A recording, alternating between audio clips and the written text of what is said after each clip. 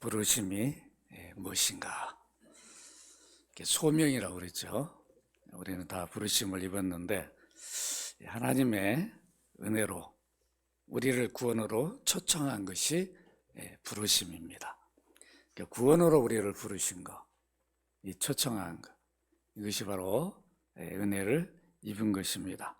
나로 하여금 주 예수를 나의 주로 믿음 고백하도록 또 구원을 받도록 한 것이 부르심입니다.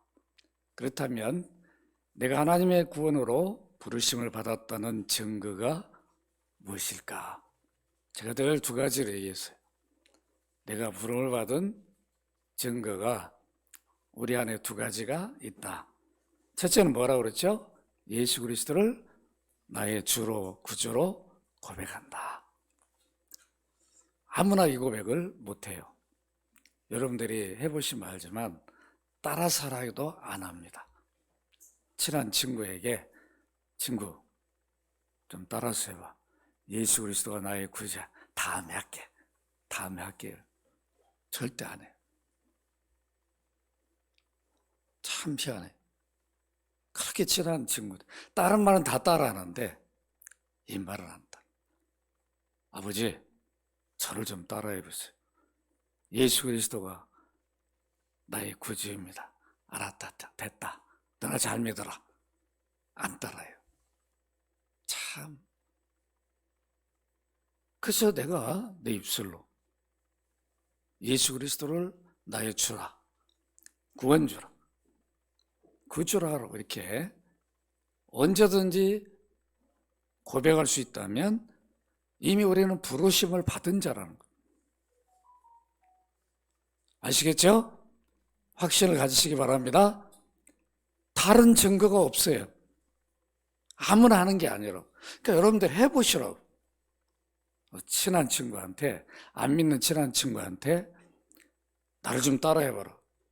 예수 그리스도가 나의 구주다. 따라해보라 그래.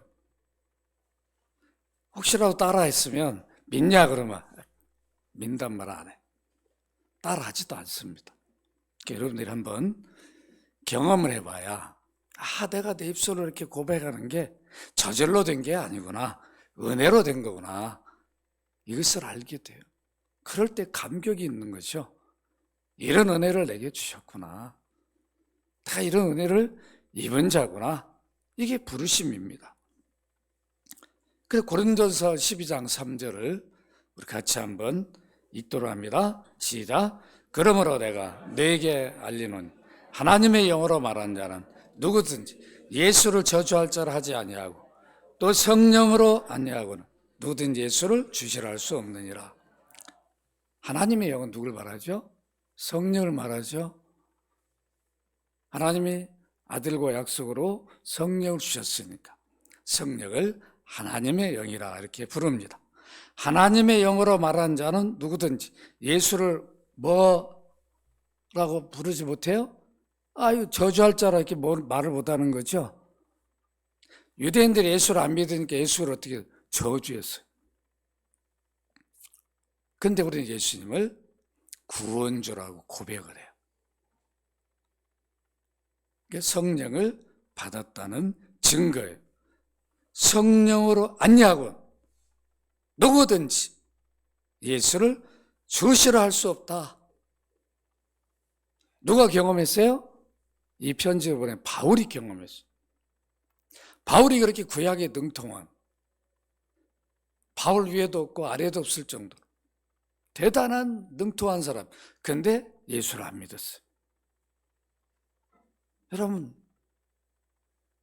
그러니까 어떤 열심으로 뭐든지 할 수 있는 거예요. 안 믿고도.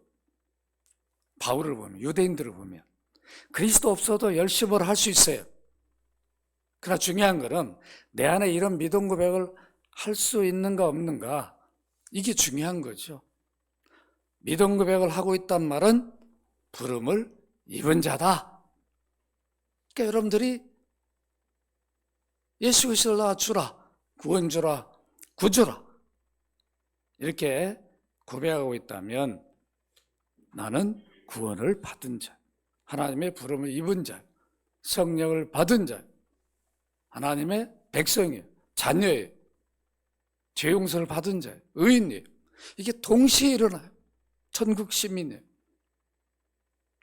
이보다 더 큰 복이 어딨냐고. 저는요, 이 복이 너무 커서 저에게 이거 외에 어떤 걸 줘도 그걸 복으로 여기질 않아요. 저는 이 복음을 전하는데 어떤 힘들고 어려운 거 있어도 그걸 저는 힘들다고 생각 안 해요. 이게 복이기 때문에. 여러분 복으로 여기시기를 바랍니다. 그리스도가 나의 주다. 주 예수님 내가 주를 믿습니다. 이 믿음 고백하는 것처럼 복된 게 없어요. 이걸 여러분들이 복으로 여긴다면 여러분들은 보화를 가진 거예요. 세상 어떤 것과 비교할 수 없는 보화를, 예수 그리스도가 보화잖아요. 이걸 가진 거예요. 이 확신을 가지고 여러분들이 사셔야 됩니다. 부르심을 받은 증거가 또 하나 있는데 뭐라 그랬죠? 내 하나님을 뭐라 부른다고 그랬죠? 아버지라 부른다고 그랬어요. 하나님을 아버지라고. 창조주 하나님, 우주 만물을 창조하시고 섭리하신 그 하나님이 나의 아버지예요. 대통령 가까이만 이렇게 만날 수만 있어도 참 부르는 호칭이 틀리더라고요. 먼 윤. 그죠? 얼마나 마치 그냥 권력을 가진 것처럼 그러잖아요? 오래 가지도 못하는. 왜 우리가 창조주 하나님이 나의 아버지인데 왜 자신이 없나요? 자신을 가져야 되죠. 그 하나님, 우주 만물을 섭리하신 하나님, 아버지 하면 언제든지 귀를 열고 들으시는데 이런 창조주 하나님을 모시고 사는데 이게 얼마나 복입니까? 우리가 성령을 받지 않고 하나님을 아버지라고 못 부릅니다. 그러나 성령을 받은 사람은 주저없어요. 당당하게 불러요. 기도할 때도 아버지! 부른다. 여러분 자녀들이 아버지 부를 때 주저함이 없어요. 아유, 내가 불러야 돼. 내가 불렀는데 대답 안 하면 어떡해. 이런 자녀 한 명도 없다. 아빠! 아버지! 이 당당함이 우리에게 주신 권리예요. 예수 믿음으로, 성령을 받음으로 하나님이 우리 아버지. 아버지란 말이 무슨 뜻이라고 했어요? 가장 친근한 관계다. 끊을 수 없는, 분리할 수 없는 관계다. 제가 왜 이런 말을 계속 반복하냐면 여기에 여러분들이 완전히 입력돼가지고 누구 앞에서 이런 말을 할 수 있어요. 나는 이런 신분을 가진 자라고 말할 수 있어요. 내가 보통 신분이 아니다라고. 그런 자부심. 이걸 가지셔야 돼요. 그럴 때 여러분들이 무엇이든지 내어줄 수 있는 거죠. 다 가졌습니다. 다른 것들은 별로 중요한 게 아니에요. 이렇게 여러분들은 참으로 하나님을 아버지로 부르는 특권을 받은 자예요. 이 부르심을 입지 않고는 하나님의 아버지라 부르지 못합니다. 여러분 로마서 8장 15절 같이 한번 읽으십시다. 시작. 너희는 다시 무서워하는 종의 영을 받지 아니하고 양자 영을 받았으므로 우리가 아빠 아버지라 부르짖느니라. 여기 양자 삼는 영이 누구예요? 성령이라고 그랬죠. 성령이 우리 안에 오시면 우리를 양자가 돼요. 하나님의 양자. 유일하게 하나님의 아들은 예수 그리스도밖에 없었어요. 그래 독생자, 유일한 아들이. 그런데 우리는 예수 믿음으로 아들들이 됐어요. 딸들이 됐어요. 양자가 된 거예요. 친자가 아니에요. 그리스도 안에 우리를 낳으셨으니까 우리의 양자라고. 성령 우리 안에 오면은 내주하면 하나님을 아빠 아버지라 불러요. 그러니까 우리 한국 사람은 참 복된 거예요. 아빠, 이 뜻을 제일 잘 알아듣고 있다. 불러봤잖아요, 여러분들이 어렸을 때. 지금 이렇게 어떤 분은 50이 됐는데도 아빠라고 부르는 분이 있더라고요. 아버지보다 아버님 이렇게 안 불러 아빠 이렇게 부르더라고요. 왜 그럴까? 가장 친근한 관계예요. 끊을 수 없는 관계예요. 아버지 아들은 분리할 수 없어요. 이 특권을 우리가 예수 믿음으로 받았어요. 갈라디아 4장 6절 같이 한번 읽겠습니다. 시작. 너희가 아들이므로 하나님은 그 아들의 영을 우리 마음 가운데 보내서 아빠 아버지라 부르게 하셨느니라. 여러분 에베소 2장 8절 같이 읽습니다. 시작. 너희는 그 은혜에 의하여 믿음으로 말미암아 구원을 받았으니 이것은 너에게 난 것이 아니요 하나님의 선물이라. 은혜로 은혜가 주어지니까 믿음이 주어지죠. 은혜가 먼저죠. 은혜. 우리 교회는 은혜가 있어요. 그죠? 또 한 명이 또 왔어. 은혜가 2명이. 그죠? 김은혜, 조은혜. 여러분, 은혜가 먼저예요. 은혜가 임하니까 예수 그리스도를 주로 고백해요. 고백할 때 성령이 내 안에 오셔요. 동시에. 그러니까 성령을 아니하고는 예수를 주라 할 수 없다. 동시에 그 일이 이루어지니까. 그러니까 예수 믿었는데 성령을 안 받을 수 없고 성령을 받아는 예수 안 믿을 수 없는 거예요. 두 일이 동시에 이루어져요. 여러분, 하나님 아버지라 부르십니까? 부름을 입은 분들입니다. 예수 그리스도 주로 부르십니까? 부르심을 입은 자예요. 이런 확신을 가져. 뭐 이런 걸 가지고 그러는 거 아니에요. 여러분들 다른 교회 다니는 분들 한번 물어보라고. 이런 확신을 갖고 있는 거. 친구들, 믿음 생활하는 친구들 한번 물어보라고. 이거 모르고 지금 다니는 교회로 수십 년 다니는데 이것도 모르고 다니는 분 한둘이 아니에요. 여러분들은 못이 박혀야 됩니다. 그래서 이 말을 이게 복음이잖아요. 전할 수 있어야 됩니다. 이렇게 하나님의 부르심을 받은 자들이 되었으니까 바울은 그 부르심에 합당한 삶을 좀 살라. 부름도 입지도 않았는데 은혜도 안 입었는데 부름 받은 일에 합당하게 살라 요구한 게 아니에요. 우리는 이렇게 하나님을 아버지라 부르고 예수 그리스도를 주라 부르니까 부르심을 입은 자잖아. 좀 그런 은혜를 입은 자답게 좀 행하라. 좀 살라. 그 지난 주일엔 첫 번째 뭐라고 그랬어요? 뭐라고 그랬어요? 겸손이라고 했어요. 여러분 한 주간 겸손하게 사셨습니까? 한 주간 살기도 어렵죠? 하루를 살기도 어렵다. 어려울 때 내가 내 신분이 누군가를 돌아봐야 돼.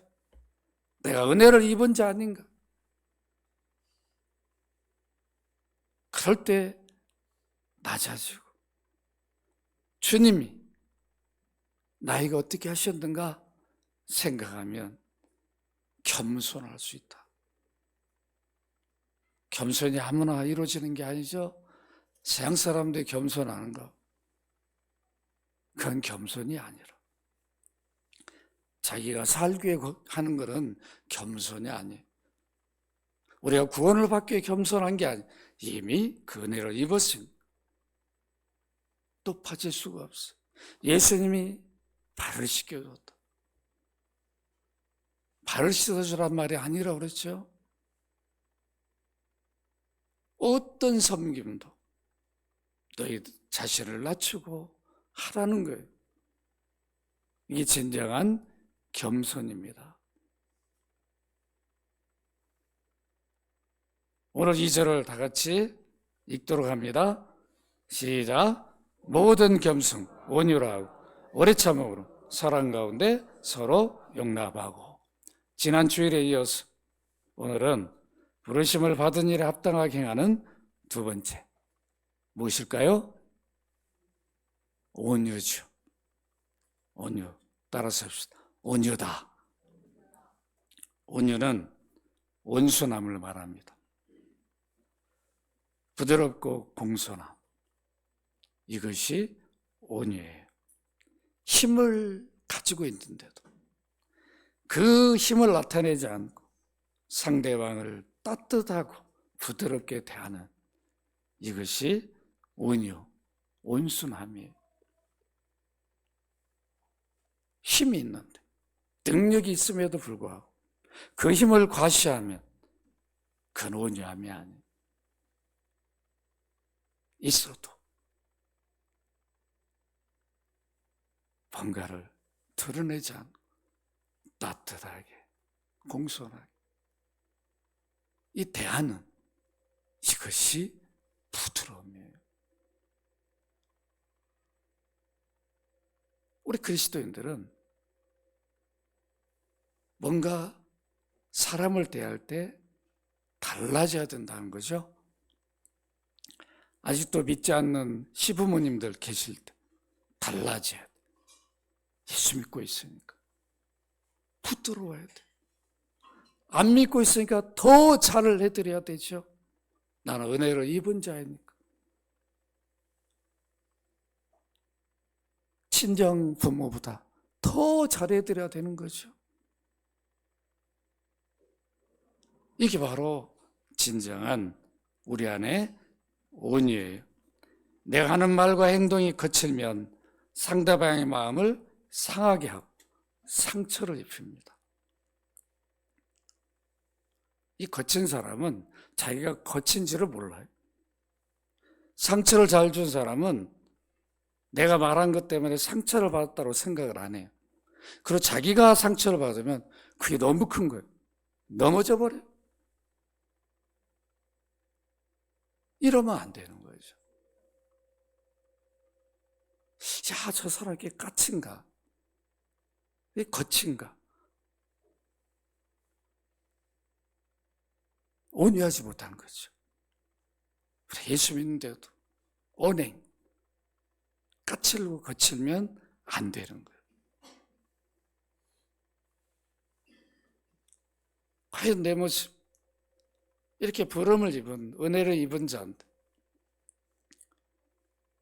내 언행에 있어서 어떤 모습인가?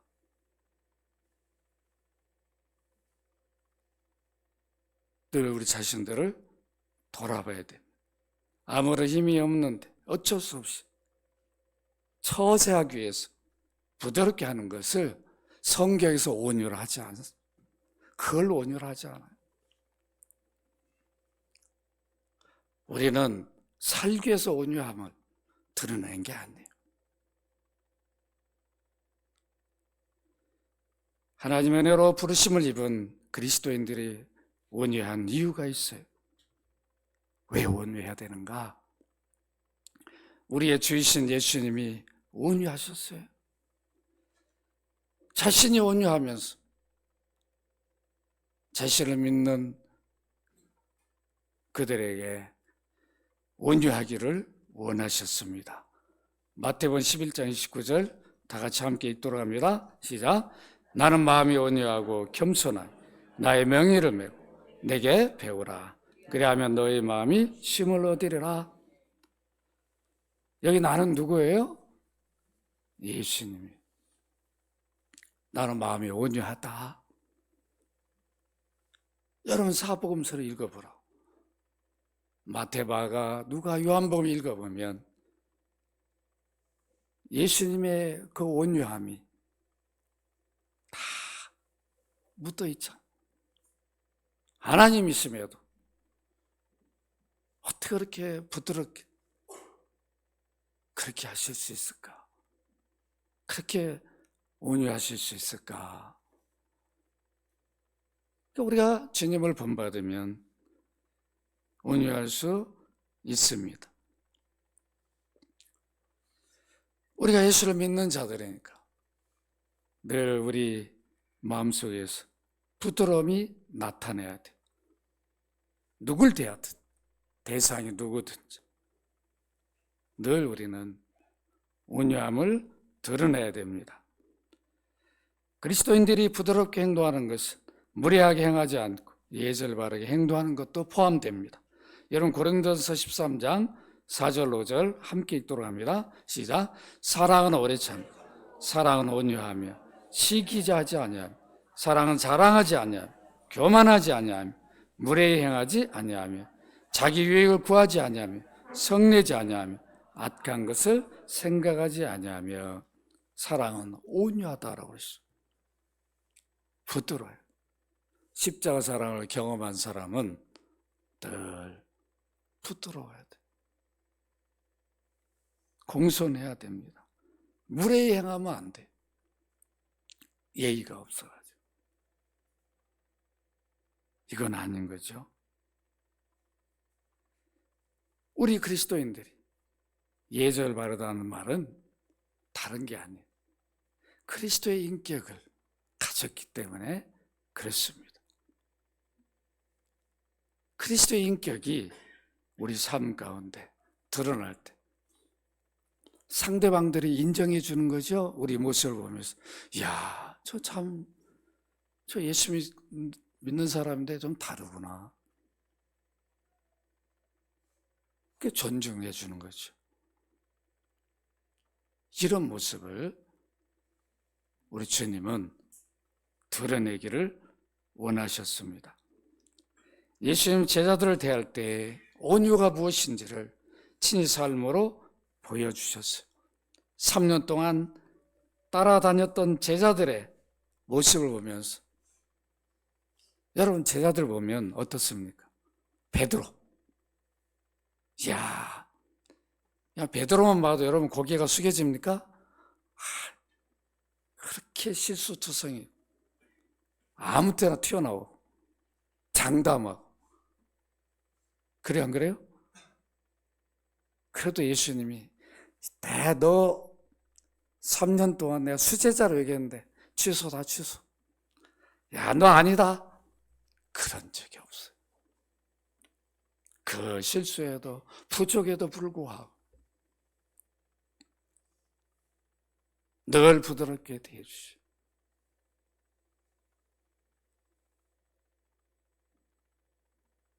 우리는 이 성경에서 베드로의 모습만 읽어봐도 막 화가 날 때가 있잖아. 아니 수제자가 이러면 되는 거. 우리는 베드로 실수 정도가 아니라 저 자신을 돌아보면 베드로 근처도 못 가요. 그래서 베드로가 대단한 거라. 다 그냥 예수님 재판받아 막 끌려다니고 도망가도 그래도 근처라도 따라가자. 실수하되 장담이라도 하잖아요. 막 가서 다 부인할지라도 전화 안 하겠습니다. 금방 부인하면서도.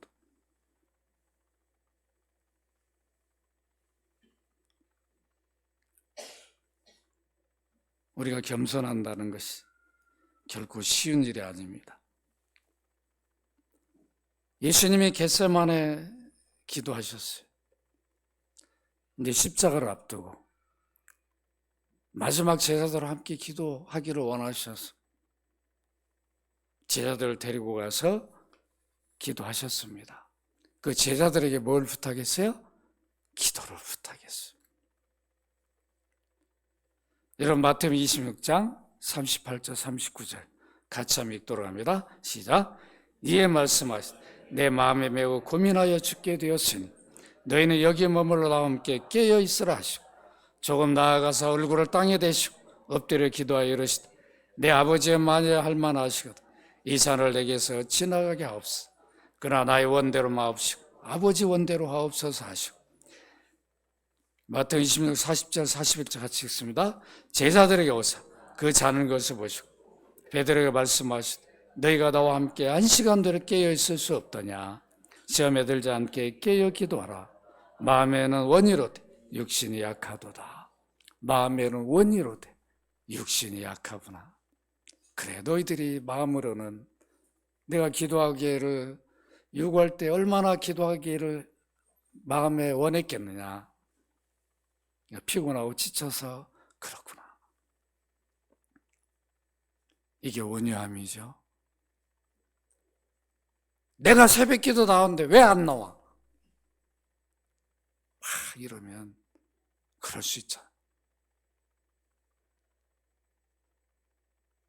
내가 금요기도 하는데 왜 정직자가 되어서 안 나와? 이럴 수 있잖아. 그게 아니라 마음은 원이로되 얼마나 피곤하고 지치면 못 나오셨겠나. 집에서 기도하고 계시겠죠. 이게 온유함인 거죠. 그게 아닐지라도 이게 그리스도인들의 마음인 거죠. 그럼 내가 새벽에 나와서 나라도 못 나온 성도들 위해 기도해야 되겠구나.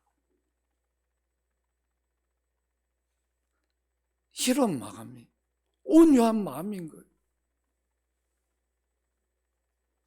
주님이 우리에게 이런 마음을 품으라는 거죠. 누가 보든 안 보든 주님만 보시잖아요. 주님이 우리의 삶을 보시죠. 우리의 겸손하고 온유한 모습 주님은 보시니까. 주님 앞에서 우리는 주님을 닮은 모습으로 온유함을, 부드러움을 드러내야 됩니다. 친구들 사이에서 예수 믿고 있으니까. 아직도 남편이 안 믿는다면 더 부드러워야 되죠. 아내가 안 믿는다면 더 부드러워야 돼. 자기들 아직 믿음을 갖고 있잖아. 더 온유하게. 우리 부모님이 예수 믿고 저렇게 바뀌셨는데 내가 믿어야 되겠다. 그런 마음을 갖도록.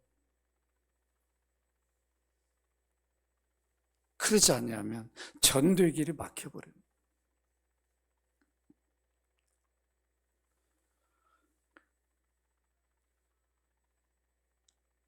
사람을 낳는 업으로 부름을 받은 제자들인데 다시 업으로 돌아갔어요.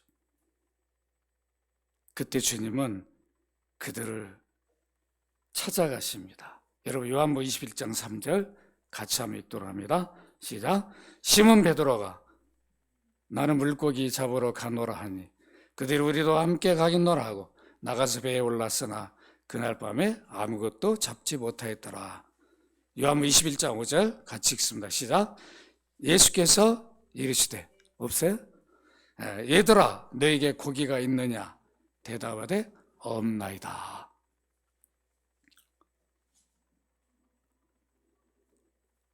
다시 업으로 돌아가는 주님이 찾아가셔. 처음 부를 때처럼 너에게 고기가 있느냐? 얘들아 그랬어요. 제자들에게 더 따뜻하게. 사람을 낳는 업으로 불렀는데 3년을 가르쳤는데 다시 고기를 낳는 업으로 돌아가 버렸어요. 얼마나 기가 막혀. 제가 그 현장에 있었다면 전 절대로 가만히 안 있어요. 야 베드로 너 지금 뭐 하는 거야? 너 당장 안 나와? 너 그 정도밖에 안 돼. 그냥 화를 내면 눈이 막 이만해져가지고 이럴 텐데. 우리는 막 그러잖아요. 목사님 저도 화가 나면 막 어쩔 줄 모르잖아요. 이게 우리 모습이다. 예수님은 그런 적이 없어요. 얘들아, 그래 고기가 잡히느냐? 여러분 그 말을 들었을 때 쥐구멍을 찾지 않겠어요? 근데 바닷가로 쥐구멍이 어디 있나? 얼마나 부끄럽겠나? 이게 예수님 마음이죠. 좀 이 마음을 좀 우리에게 품어라. 실수에도 불구하고 그를 배려할 수 있는 마음. 이게 예수님 마음이에요. 이게 예수님 멍에를 매는 거죠. 이런 모습을 믿는 자들에게 요구하는 거지 믿지 않는 자들에게 요구하는 게 아니에요. 예수 그리스도를 주로 믿으니까 믿는 자들에게 이런 삶을 요구합니다. 주님은 사람들을 대할 때 누구에게나 온유하셨어요. 제자들에게만 온유한 게 아니에요. 유대 종교 지도자들을 대할 때도 누구 앞에서 죄인들을 그들이 죄인이라고 인정하고 소외시킨 그들을 대할 때도 항상 온유하셨습니다. 여러분 요한복음 8장 4절 5절 이건 있어요? 네, 같이 한번 읽도록 합니다. 시작. 예수께서 말하되 선생이여 이 여자 가늠하다 현장에 잡혔나이다. 모세는 율법에 이러한 여자를 돌로 치라 명하였거냐. 선생은 어떻게 말하겠습니까? 여기 온유함이 있어요? 돌로 치라고 했는데 당신 선생 아니야. 납비잖아. 어떻게 할 거예요? 온유함이 없어. 예수님은 어떻게 합니까? 요한복음 8장 7절 같이 읽습니다. 시작. 그들이 묻기를 맞이하는 자 이에 일어나 이르시되 너희 중에 죄 없는 자가 뭘로 돌로 치라. 요한 8장 10절 11절 시작. 예수께서 일어나서 여자의 아무것도 없는 걸 보시고 이르시되 여자여 너를 고발하던 그들이 어디 있느냐? 너를 정죄한 자가 없느냐? 대답하되 주여 없나이다. 예수께서 이르시되 나도 너를 정죄하지 아니하노니 가서 다시는 죄를 범하지 말라. 얼마나 놀랬겠어. 유대인들은 자기도 죄를 지으면서 드러나지만 않은 거죠. 현장에 잡히지만 않은 거죠. 죄 가운데 있으면서도 죄인임으로 인정하지 않고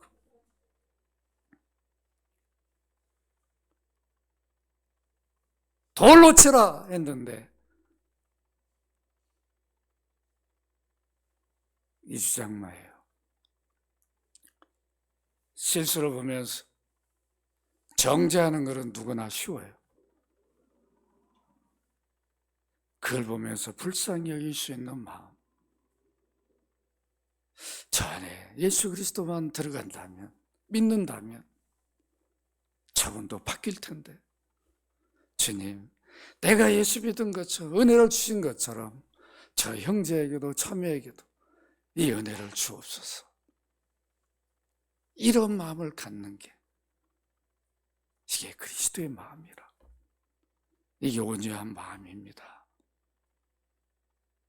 주님이 바로 우리에게 이 온유함을 드러내기를 원하고 있습니다. 예수님 유대인들이 끝까지 자신을 메시아로 인정하지 않고 핍박하고 그거로 끝납니까? 십자가 달려있을 때도 조롱하고 저주하고 그랬어요. 그럼에도 불구하고 주님은 온유함이 흐트러지지 않아요. 여러분 누가복음 23장 34절 같이 읽습니다. 시작. 예수께서 이르시되 아버지 저들의 사하여 주옵소서. 자기들 하는 것을 알지 못한 힘이다 하시더라. 그들이 그 옷을 나누어 제비 뽑을세. 자기를 저주하고 비난하고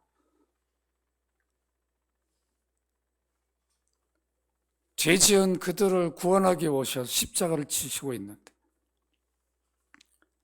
그걸 안다면 그런 일 하겠냐고. 저들이 알지 못하고 저러니까. 세상 사람이 그리스도를 모르고 많은 죄를 짓니까 우리가 그걸 죄로 여기지 말라. 예수 믿게 해달라.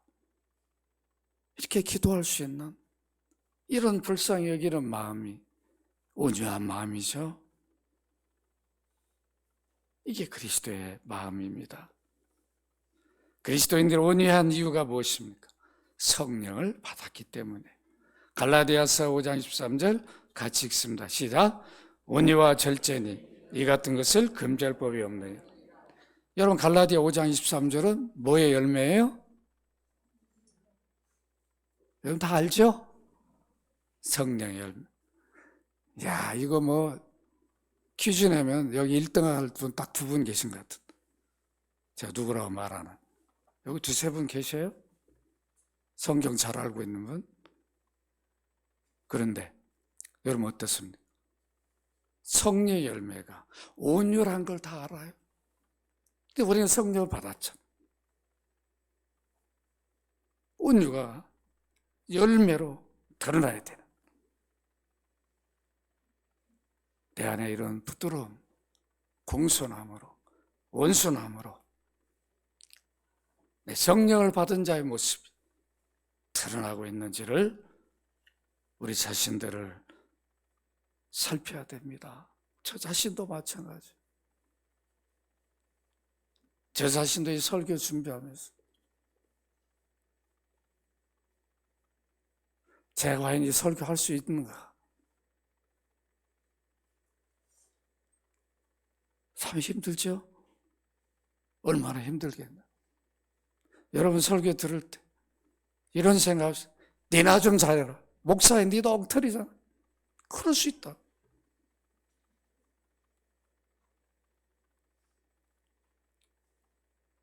저도 어느 때 무너져 여러분 앞에 화도 내요.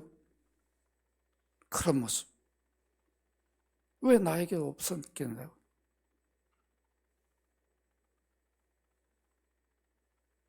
저도 이 말씀을 제 마음에 새기는 거죠.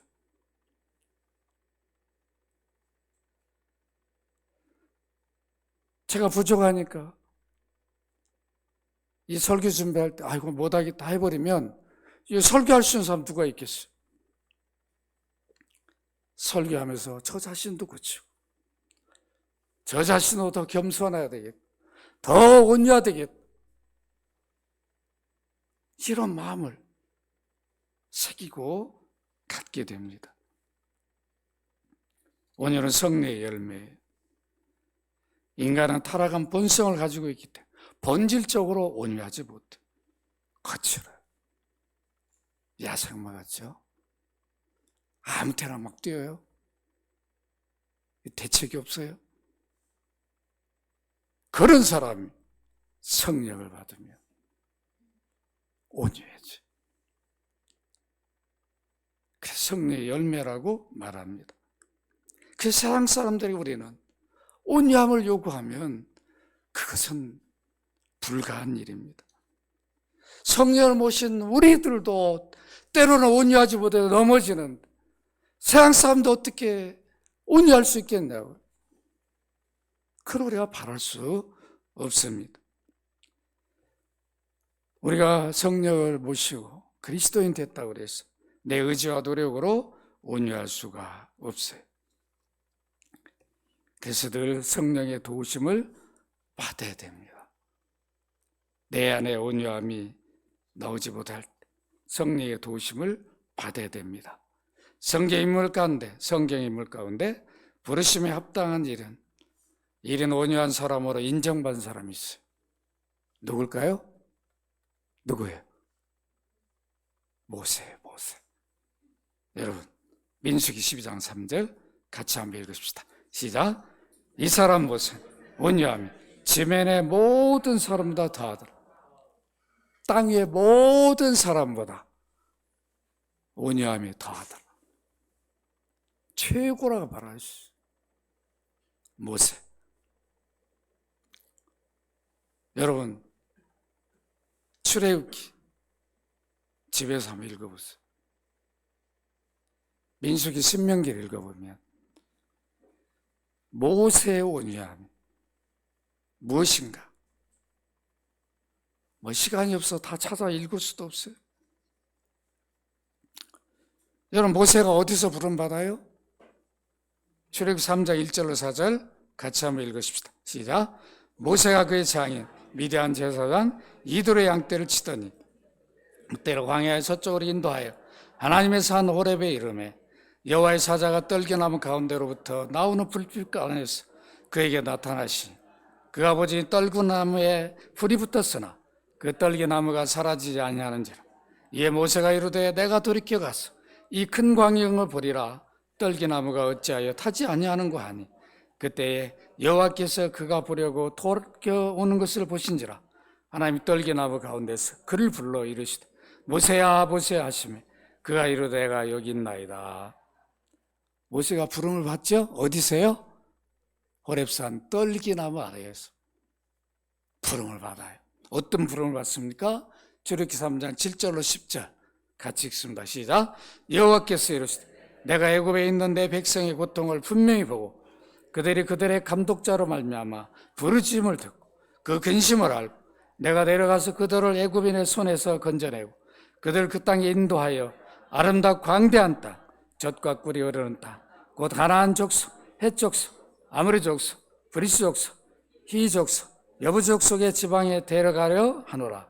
이제 가라. 이스라엘 자손의 부르짖음이 내게 달하고 애굽 사람이 그들을 괴롭히는 학대도 내가 보았으니 이제 내가 너를 바로에게 보내어 너에게 내 백성 이스라엘 자손을 애굽에서 인도하여 내게 하리라. 뭘 위해 부름받아요? 떨기나무 아래에서 애굽에 학대받고 있는 내 백성 이스라엘을 데리고 나와라. 약속 땅 어디로요? 가나안으로 인도하는 지도자로 부름을 받습니다. 이렇게 지도자로 세워서 모세는 40년을 이스라엘 백성들을 이끌고 약속의 땅으로 갑니다. 애굽에서 나와서 나오는 일도 순탄하지 않아요. 10가지 재앙을 했을 때 애굽왕 바로 손을 번쩍 들고 마지막에 어떻게 돼요? 자기 장자가 죽어버리죠? 손을 번쩍 들고 그래서 내보내요. 그걸 이스라엘 백성들이 경험해야 안 경험해요? 하나님의 능력을 경험해요. 그걸 보고 나와요. 모세가 지도자로 하나님 세웠구나. 모세를 따라서 나온다고. 나올 때 여러분 장정마 60마리 출애굽기 12장 37절 같이 읽습니다. 시작. 이스라엘 자손이 남셋에서 떠나서 숙고에 이르니 유아위에 보행하는 장정이 60만 가라니. 몇 명이라고요? 장정만 60. 여러분 그냥 장정만 리더하려 해도 모세가 죽을 지경 아니겠어요? 여기 군인 리더의 분 최창선 집사님 계시죠. 집사님 60만 이거 보통 일 아니죠? 장정만. 그런데 여기 유아 여자들은 빠져있죠. 또 연세 많은 분들 다 합치면 200~300만 원 된다고. 여러분 200~300만 원을 그때 지금 수천 년 전에 끌고 간다고 생각해 보라. 이거 지금은 뭐 마이크라도 있죠? 이게 보통 일이었겠나? 여러분 한번 상상을 해보라고. 여러분 가정 하나 이끄는 것도 얼마나 힘드냐고. 그죠? 우리 이복팀장님 회사 경영하는데 얼마나 어렵게. 이게 쉬운 일이 아니야. 그런데 봉급을 받는 그런 사람들 참 지도하기도 힘든. 이 이스라엘 백성들은 그가 봉급 받는 사람 아니잖아. 이들을 데리고 나와. 그것도 40년 동안 광야 여정에 얼마나 원망 불평이 많았냐고. 그 사람들하고 조금만 힘들면 왜 우리를 여기까지 끌고 와가지고 이러냐고. 애굽에 매장직 없이 여기 와서 죽게 하자. 모세 그냥. 그래서 모세는 기도하죠. 여호와여, 그 중보자의 모습, 이게 예수님의 모습이라. 그 아무나 할 수 없는 거죠. 그 온유함을 40년 동안 드러내요. 얼마나 힘들었겠습니까? 여러분 한번 보십시오. 출애굽기 16장 23절 같이 한번 읽습니다. 시작. 이스라엘 자손 온 회중이 그 광야에서 모세와 아론을 원망하여 이스라엘 자손이 그들에게 이르되 우리가 애굽 땅에 고기 가마 곁에 앉아 있을 때와 떡을 배불리 먹는 때 여호와의 손에 죽었더라면 좋았을 것을 내가 이 광야로 우리를 인도해내어 이 회중 중에 추려 죽게 하는도다. 출애굽기 17장 3절 같이 읽습니다. 시작. 거기서 백성이 목이 말라 불을 찾을 때 그들이 모세에 대하여 원망하여 이르되 당신이 어찌하여 우리를 애굽에서 인도하여 내서 우리와 우리 자녀와 우리 가축이 목말라 죽게 하느냐. 계속 이래요. 자기 잘못도 없어요. 자기는 하나님 불러가지고 인도해내라 이래서 하는 일인데 계속 원만 불평해. 그래도 모세는 온유함이 사라지잖아요. 끝까지 유지합니다. 우리는 어느 때 온유함이 무너집니까?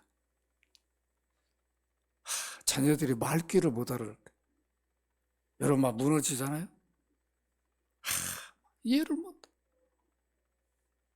그냥 부모를 막 꼰대라고 생각하고 우리 아버지가 어머니 저를 아직도 못 버렸다. 다 자녀를 생각해서 말하는. 우리가 자녀를 대할 때